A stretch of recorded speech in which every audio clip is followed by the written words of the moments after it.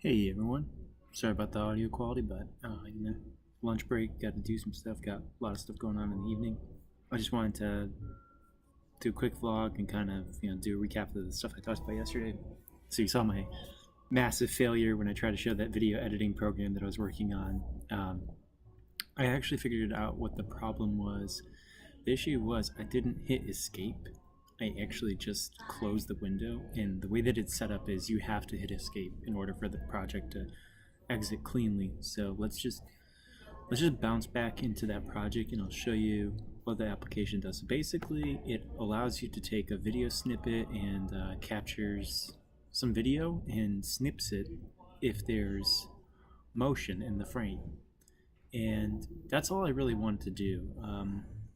I'm really kind of confused as to how complicated that program was that other guy wrote, because it looks like we basically do this. Like, I'm sure there's probably some things about his is a little bit more fine-tuned, but the essential program itself really only took me like 30 minutes to write. And it might have been the fact that I know OpenCV, I know what it can do, and I didn't really watch his full YouTube video. I'm probably gonna go back. It was Devin Crawford. That was the guy who made the video. But I'll go back and probably see how he did it, because this is something I'm just really becoming very interested in. Like, think about. Oh, I forgot that I didn't have my camera on. Think about if you're.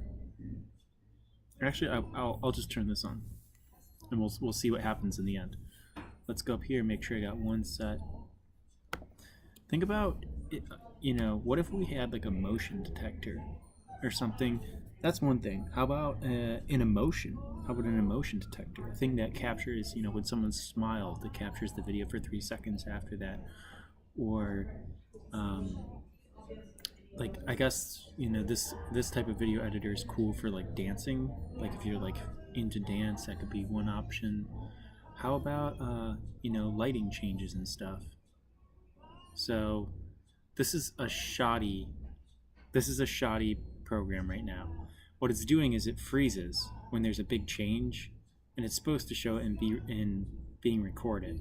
It's supposed to show that change there, but when there's not a lot of motion detected, as you can see, I have this ghost boy face. This is like, what it's doing is it's doing a grayscale background subtraction, and what I do is I look for the background subtraction when the threshold reaches a critical point. I write the image out to an image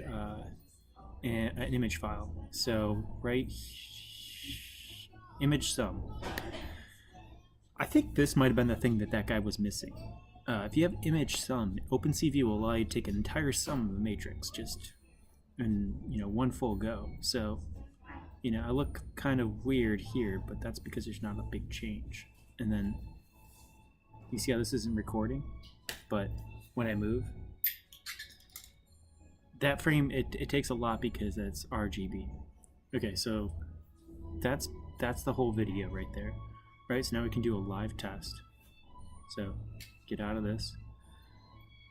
And see, that's the important thing, is it exited with code 0. We know the video's been saved. So now if I bounce into my file explorer, and then I go into CDisk, and I go into programming, and it's called video edit. I really got to get better at finishing projects. So this is what we got for our output. Here's me.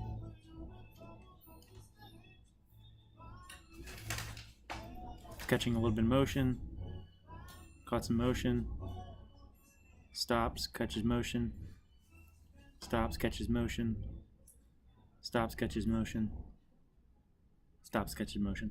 So you see, like, that's the basic principle of the thing I was trying to do. It's there. It could be fine-tuned. I could have like a user interface and other stuff for it right now, but this code's out on GitHub, and if you really have to look it up, you can. But I would say, like, just kind of research the OpenCV libraries, and I just was like, oh, I need to capture an image. So I looked up, video capture, done. That's why this is a powerful library. They have these CV matrices, which you can store your images in. Then they got these constants that store the frame width and the frame height, and then you can just use those. And then when you want to do video writer, and all this came in one, like a whole example of video writing, basically.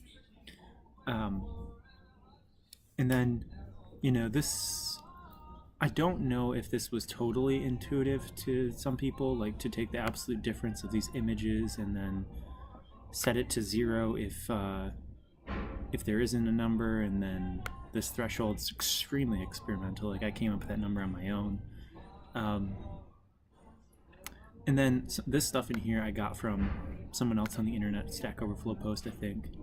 And this is obviously very experimental. This part works. This will give me that mask, and then this other part doesn't really work because I'm trying to output an RGB full video to a display, and that's not working. That's just a quick update on that project I was doing, and that's gonna be it for today. I don't have a whole lot of time. I'd love to show you more of the stuff that I'm doing, but for now that's it. Have a good day.